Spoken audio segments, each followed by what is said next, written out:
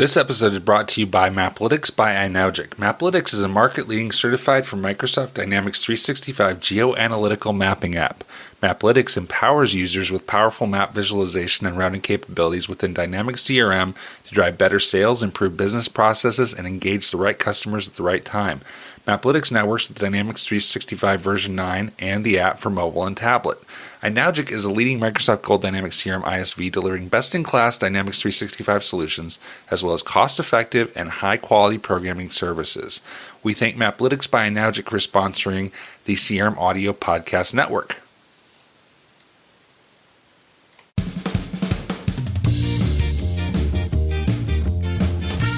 You're listening to ProdCast, the personal productivity podcast from CRM Audio. Joel Lindstrom here with Matthew Anderson. How are you doing today, Matthew?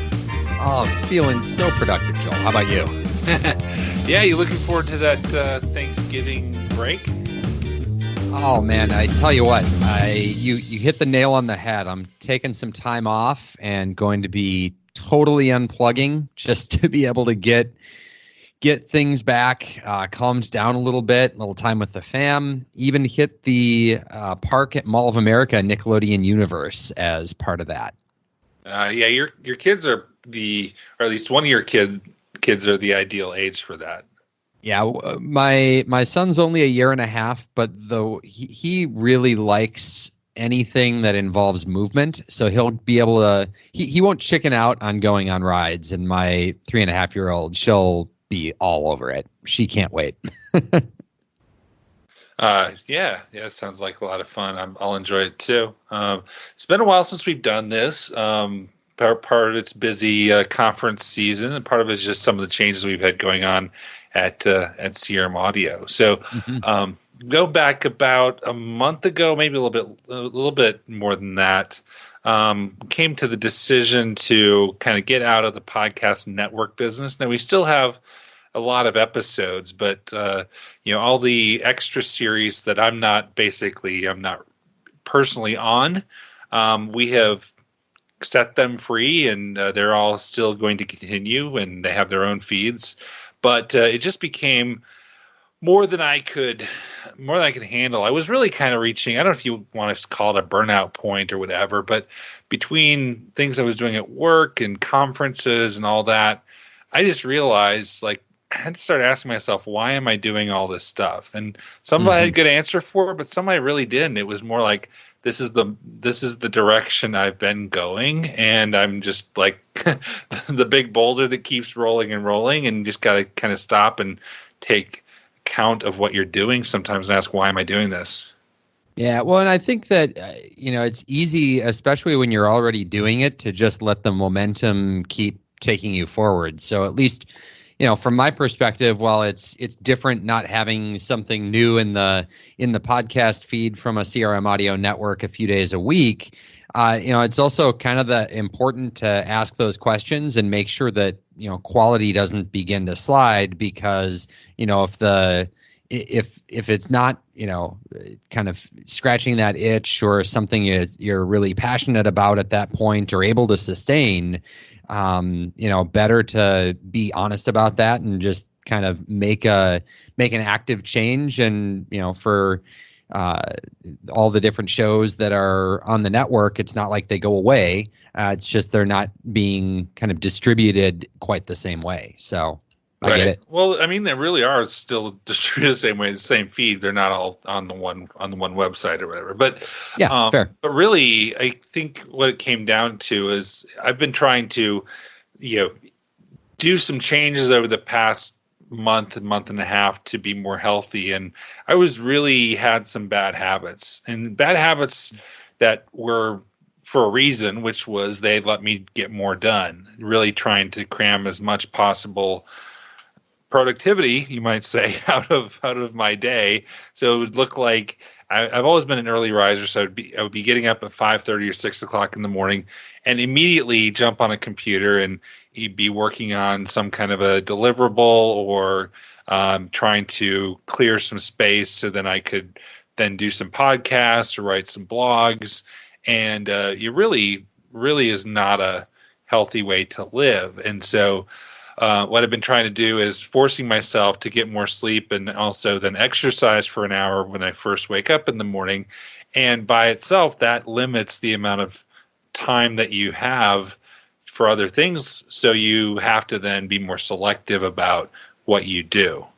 So that's kind of what's been also behind this. And it's been a positive change, but I still have to like fight my urge to always want to be busy. And it might sound weird to people, but it's like I spoke at Ignite, I spoke at UG Summit, we did the Power Platform 24 virtual conference at the end of September. So really within like 6-7 weeks of each other, 3 big conferences along with other things going on. And so then I get done with the conferences, I catch my breath, and what I do, I signed up and took several certification exams. Passed them, fortunately, but again, it's just I don't know if you've ever been like this, but when you're in a busy mode and you get out of it, it's easy to feel like you still have to be in the busy mode, and it's hard to just lay back a little bit, catch your breath, and be more selective about what you do. Yeah, well, it's kind of like you feel like you've been pushing that sports car to the limit for a while, and then you're sitting there in what feels like you're idling or just crawling along, even though that's kind of what you need to get some gas back in the tank. Is got to take that little break. Yeah, so I've read the book Personal Kanban in the last month or so too, and the idea of Personal Kanban is applying Kanban. The idea of the Kanban board to your personal life. So you might use it, something like Trello or something where you've got the board with the task moving through different phases. And this is kind of a simplified version you use for your own, personal stuff. And it's the idea of instead of just a to-do list, which I think you could use it with a couple to-do lists, but it's the idea of visualizing your work, putting everything you have to do. So it's kind of GTD in that way. You put everything you need to do. Use sticky notes. So on my wall, I got sticky notes now. All right. But you have kind of a ready, and then a working, a waiting, and a done.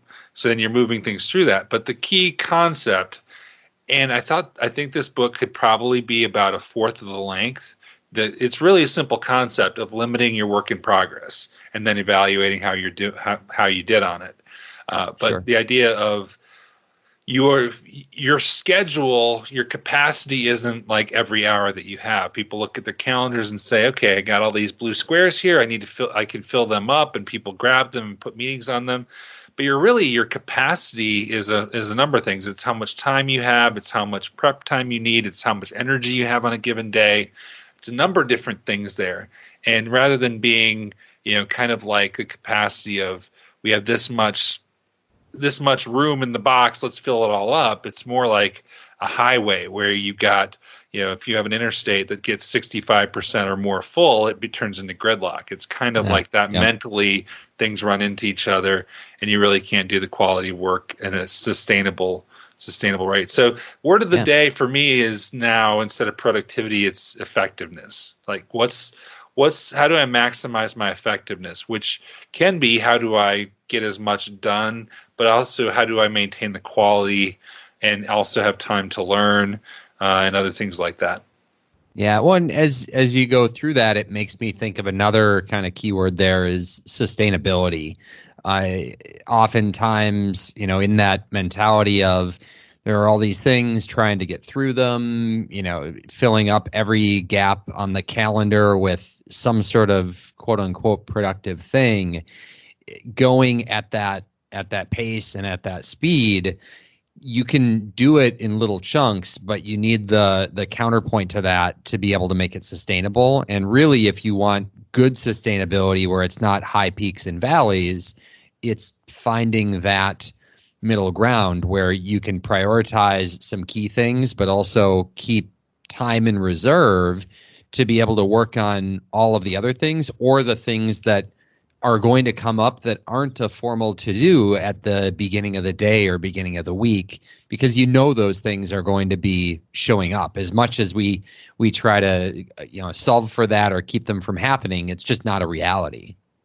Yeah, absolutely. So how do you how do you do that? How do you limit what you say yes to? Is there any things you've learned?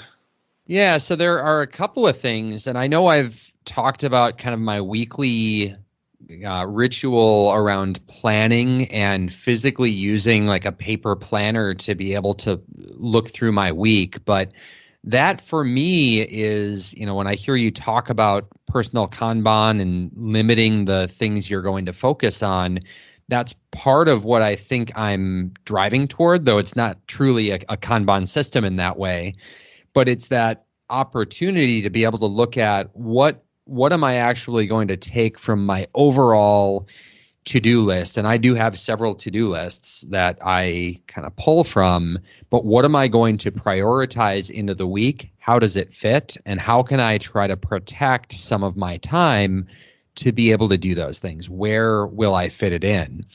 And in having gone through that in kind of a formalized way, I know how much slack I have to be able to fill in with other things as they come up or other priorities as they need to shift. And I try to make that a very conscious decision. So that's been kind of from a process standpoint, a big part of what I do.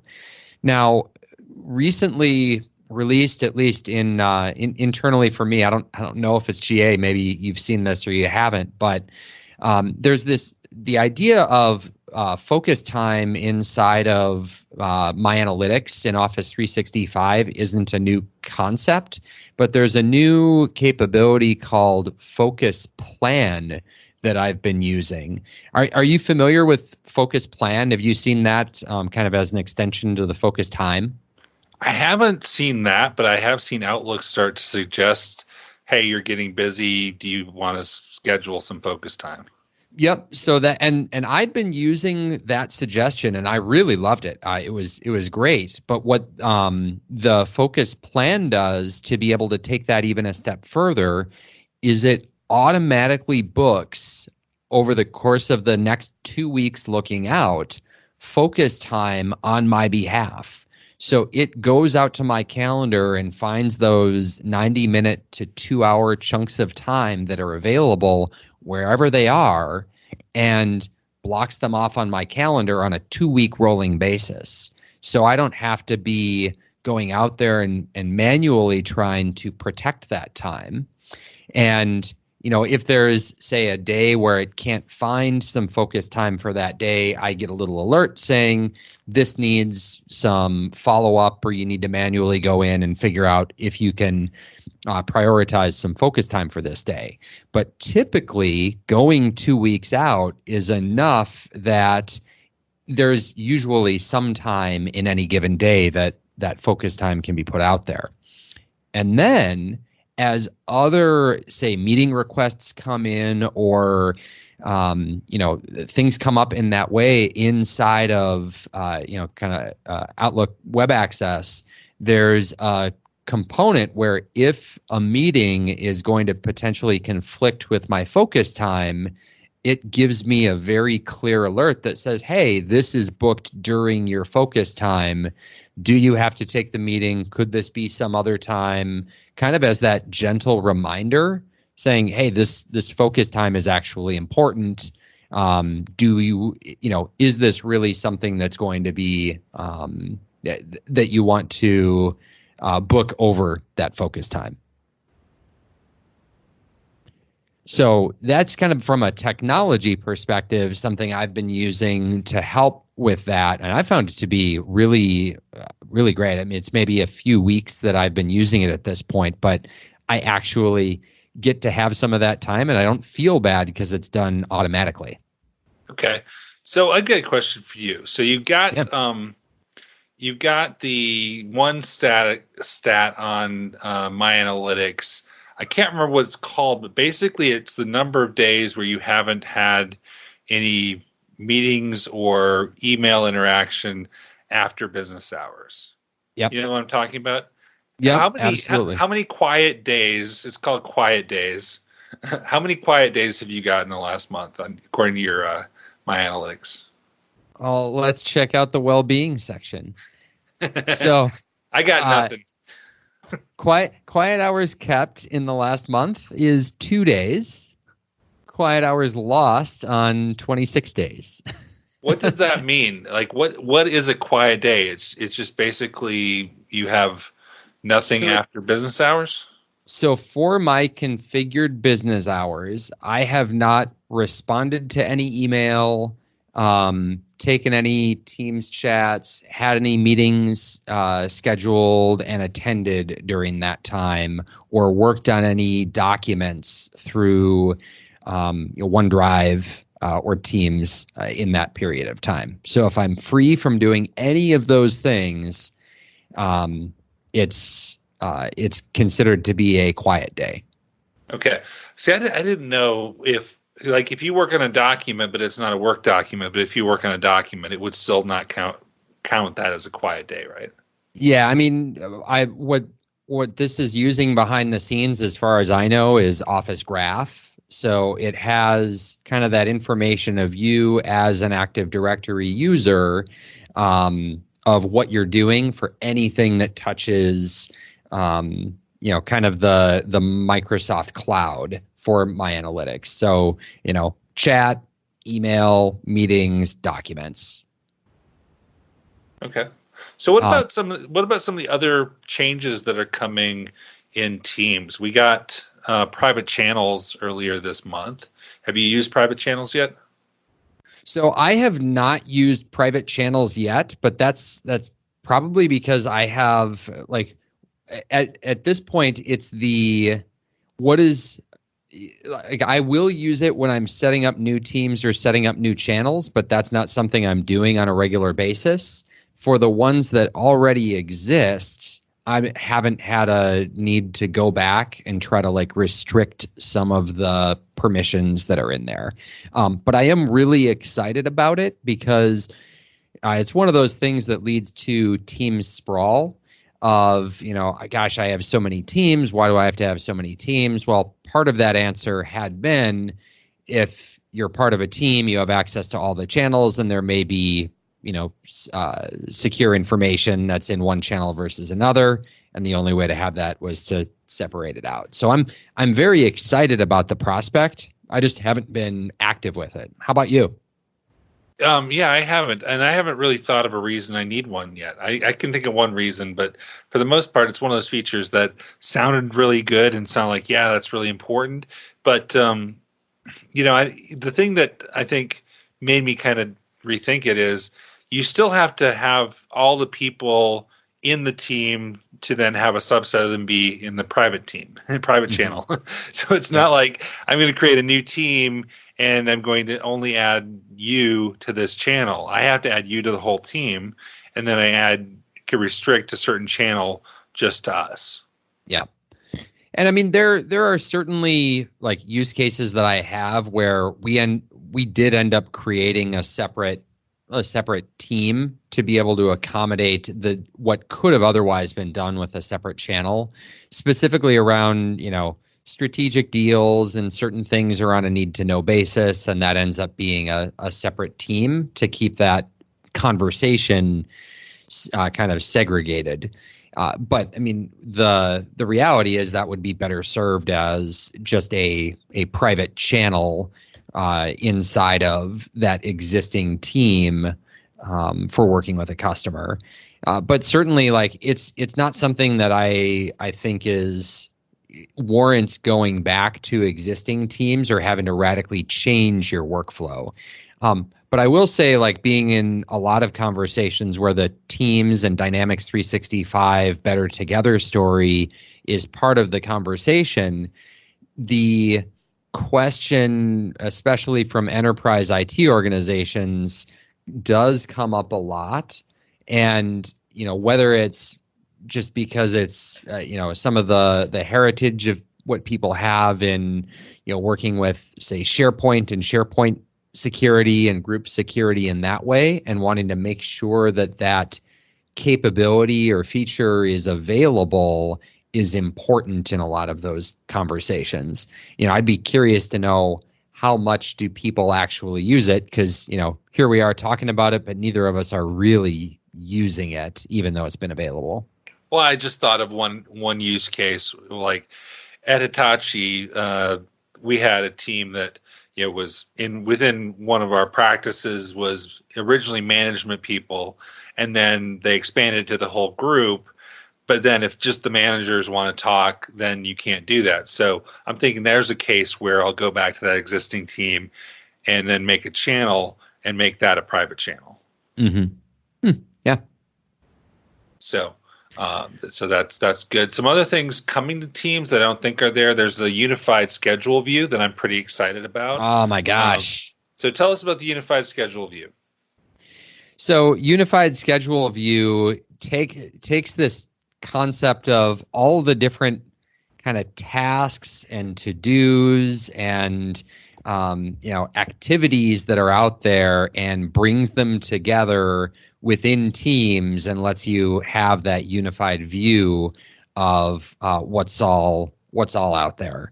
And as somebody who's been using the to-do application quite a bit, we've seen even in to-do some of this capability, but it has been kind of separate from the rest of the daily workflow, and Teams is becoming more and more of a place to just, when you are starting the day, kind of leveraging Teams is a key component of that, or at least it is for me. And having, kind of this capability coming soon is very exciting for me. Right, but it combines Planner and it combines to do and Outlook tasks. Yep. Yeah, is there some tying to OneNote as well? I thought there was something with OneNote. Well, so OneNote, we're going to be getting kind of the ability to fold in the tasks that are kind of labeled inside of OneNote pages and have them be brought to the forefront there. So that's being integrated with To Do as well, which is yep. I know a lot of people that use kind of OneNote as their to-do list, but the challenge is it doesn't go to your Exchange tasks or anything. So I good. Yeah, I had I will often use the little to-do checkbox thing inside of OneNote, but I don't find it to be an effective way to actually manage those to-do items that are kind of buried in there. And this will, at least the promise of this is that it'll make a difference there, which is great. Right. Absolutely. And we mentioned OneNote. So the big news there is that the desktop version of OneNote is back from the dead. Yeah. Back. It only took like 8 months for that one to turn back around. I had to wonder about that because they a few months ago kind of killed off the modern versions of all the other Office applications like Excel, PowerPoint, Word, and basically updated the desktop version that left OneNote, and I guess Outlook, you got Outlook Web, but that kind of made me wonder what was the future of OneNote. So now we pretty much know that OneNote desktop, they added some new features to it and have announced some other things. What are the big things coming in OneNote?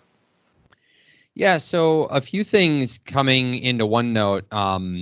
One of which is an improved sync engine. Kind of borrowing from the good work that had been done for synchronization in the modern app, bringing that back to the Office app. Also, bringing in at mentioning capability. So having the ability to, mention Joel Lindstrom within a note, bring your attention and have that notification surface up to you inside of your notifications in O365 and in Teams. Tighter integration of meeting note features.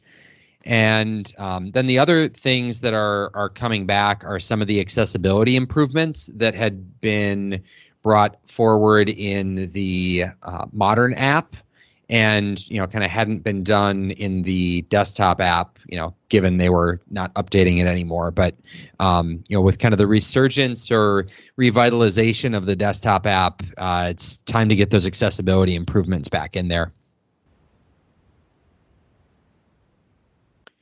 So one of the other interesting things on the OneNote front for me is the kind of the support that we're going to be getting for kind of the fluid framework within the Office applications, and that experience of working with different types of documents and the connection between different documents. As the details have surfaced around that fluid framework, is that something you've seen, paid much attention to at this point? Is it just a promise and you're waiting to see it before you believe it?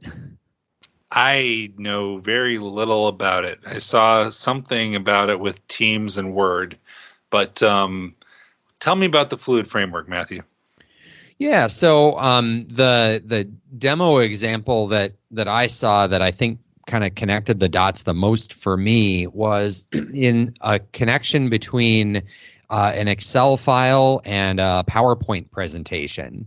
And, effectively, we've had the capability before to embed an Excel chart inside of a PowerPoint presentation before. That's not new.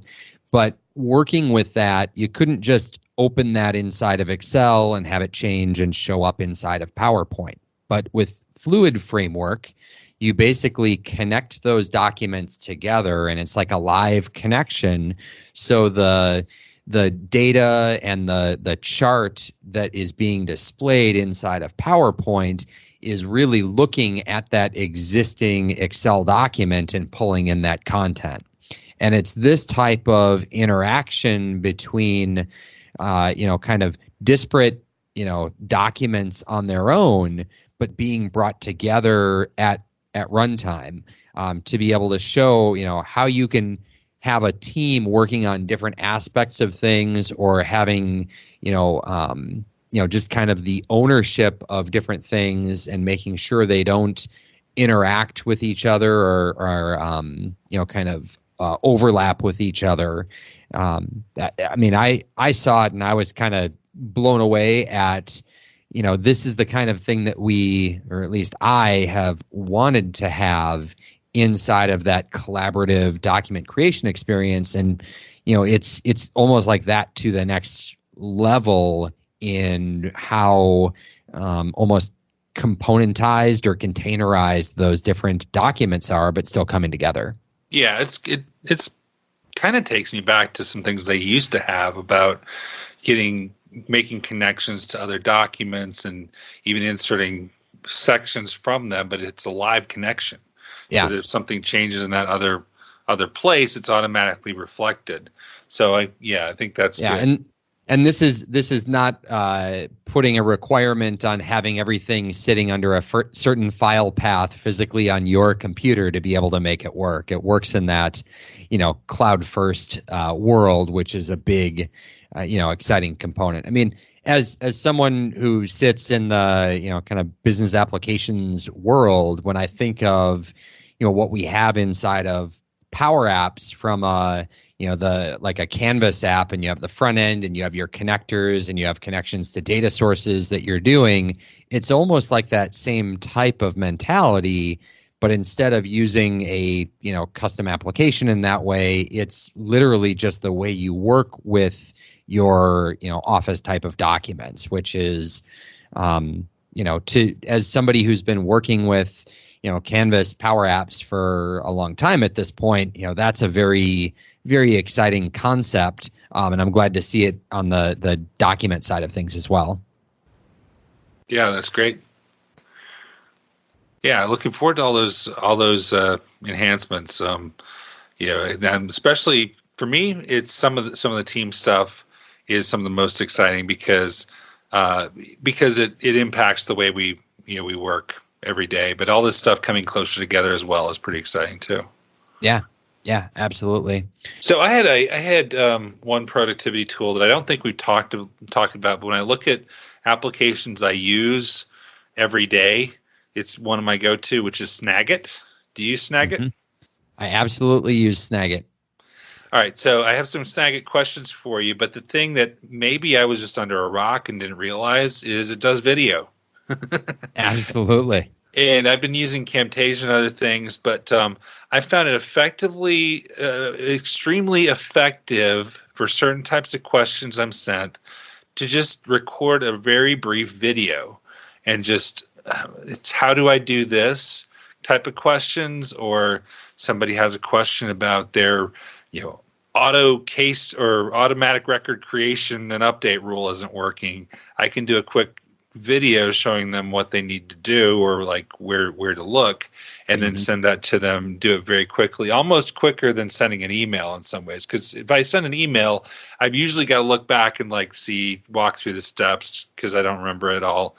But if I can just record a video, it usually ends the conversation right there because it shows them what they need to do. And so that's one thing that I've been using a lot lately is Snagit to take video. My question for you, Matthew, is so I've figured out where my captures are stored, but they're unique per machine. I use multiple computers. Have you ever, done anything like I'm wondering if I put my Snagit location on a OneDrive or Dropbox location or whatever, if it would be possible for me to share that between multiple computers. What do you think? Ooh, I do not know that one. Because I was looking for a screenshot from something that I took before Ignite, and I had to go through 3 computers to find it because it could be one of any of them. So that's something I'm going to try is move my Snagit captures to a different location. And I always upgrade when they have a new version because I really like it. But I've noticed it even keeps the old ones, even through upgrades, it keeps the same structure there. So that's my challenge is I want to see if it lets me do that. So you'll have to report back. I have a feeling like my workflow with Snagit is fairly basic, where I take a screenshot, then I either copy to the clipboard or send to Word if I'm doing a screenshot. Have you discovered any power user tips, like you want to quickly work with the captures in Snagit? Is there anything I'm missing, Matthew? So here are a couple of things that I do around the use of Snagit. I mean, mileage will vary on whether these help with a bunch of productivity, but there are things that I've found are helpful and useful for me. One is that, commonly I'll end up having to do something where I need to create several images in a series. So, for whatever reason, the video doesn't make sense, but I want to have several like keyframe types of images. I will record the video of me going through my entire click path. And then after having recorded that, you can kind of scrub through the video to individual times. And I will, take the 30, 45 seconds to create a video. And then following that, I will go to the different points in that video and click the PNG button to be able to create an image of that particular point in time. And it's a really good quality image of what was going on at that point in time. Is that when you're playing it back through the Snagit editor? Yes, that's correct. Okay. And in doing that, I can do, say, a bunch of those in a row. If there are going to be 8 slides in a demo backing slide deck, as a leave behind kind of thing, I can go through my click path quickly, grab those images, and then just save them all. You can highlight multiple files and then save them all to the same location, or just do a copy paste into the other app, PowerPoint in this case. The other thing that I like is that in Snagit you can do some basic trimming and editing of the video, so taking out some portions in the middle or on the ends. It's not nearly as robust as Camtasia, but for most, little videos that I'm creating, it's good enough to be able to do that. And I've been using more and more the export as a GIF, which will do an animated GIF of that video. And you don't have to do any, special software or upload it somewhere to get the GIF back or do that through Camtasia. You can do that directly in Snagit from that editor window. Okay. One thing I discovered too, as I was going through the settings this morning, is you can actually, there's a few more shared destinations that you can download.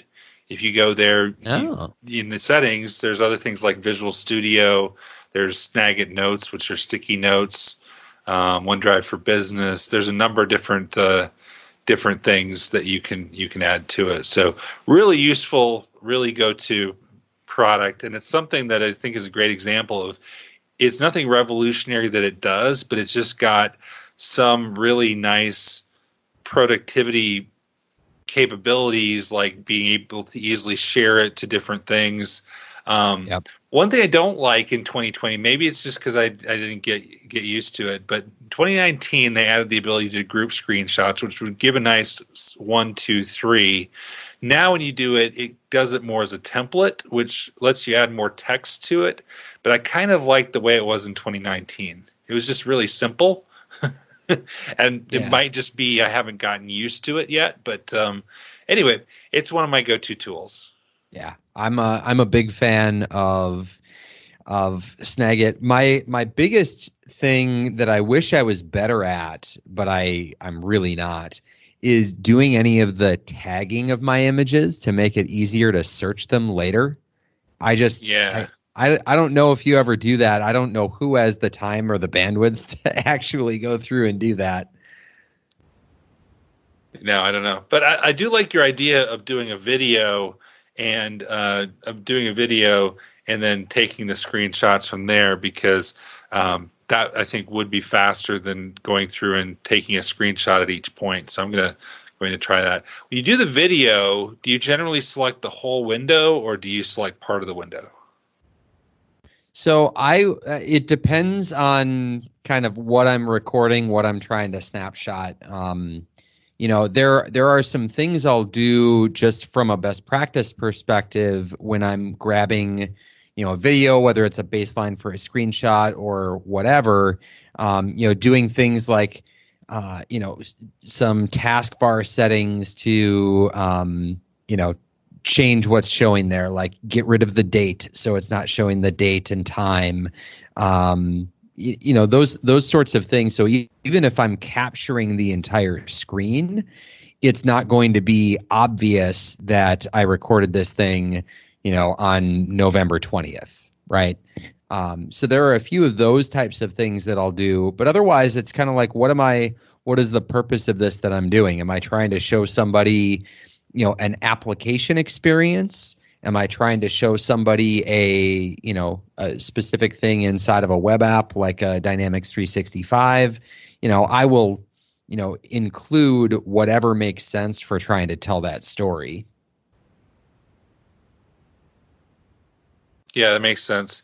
And they do have some pretty good mobile apps too. There's TextSmith Capture and TextSmith Fuse, which let you record screenshots or videos or like screencasts of your phone, and then send that to your Snagit or Camtasia too.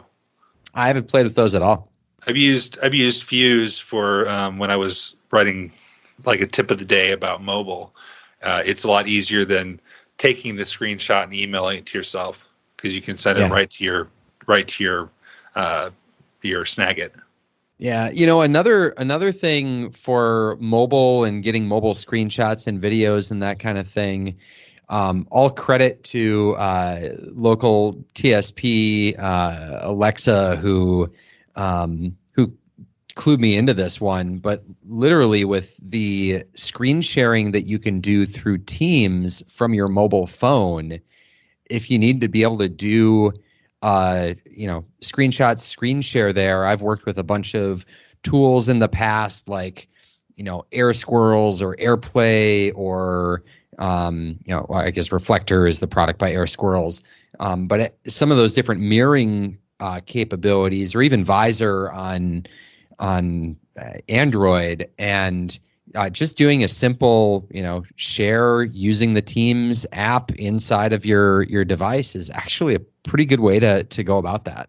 Yeah, I hadn't tried that. I'm gonna try that. But I will say, if you're on a Teams meeting that's being recorded and you share your camera, one lesson we've learned at CRM Audio is, make sure your phone is in landscape mode. Because if you watch some of our CRM Audio live episodes, there's one person, Sean Tabor, and also Nick Dolman on another episode where you just see basically their nose down. That's because they had their phone in portrait mode with the camera on. And then when you record it, it crops that off. And so people will just see your nose and mouth. It'll be this really weird mouth vision. So, yeah, and the black background blur or replacement doesn't fix that one. Do we have the background replacement yet? I know that's been coming too. I've seen a few people have it in a preview. I only have the blur personally. I've seen some people use. I've seen some people use other third-party tools to do it.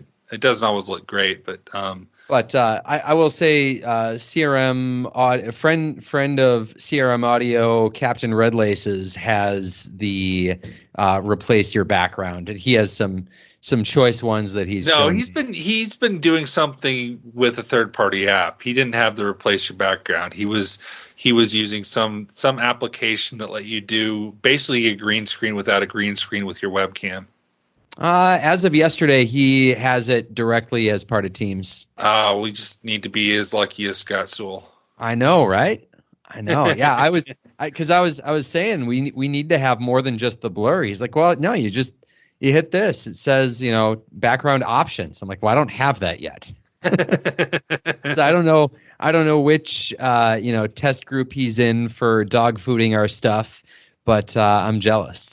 I don't know. I think that's just asking for trouble. Who can have the most outrageous background? Are you standing in front of a forest fire or something? All right. Well, just remember, limit your WIP and stay productive. Absolutely. Sounds good, Joel. Thanks. Bye. Take care.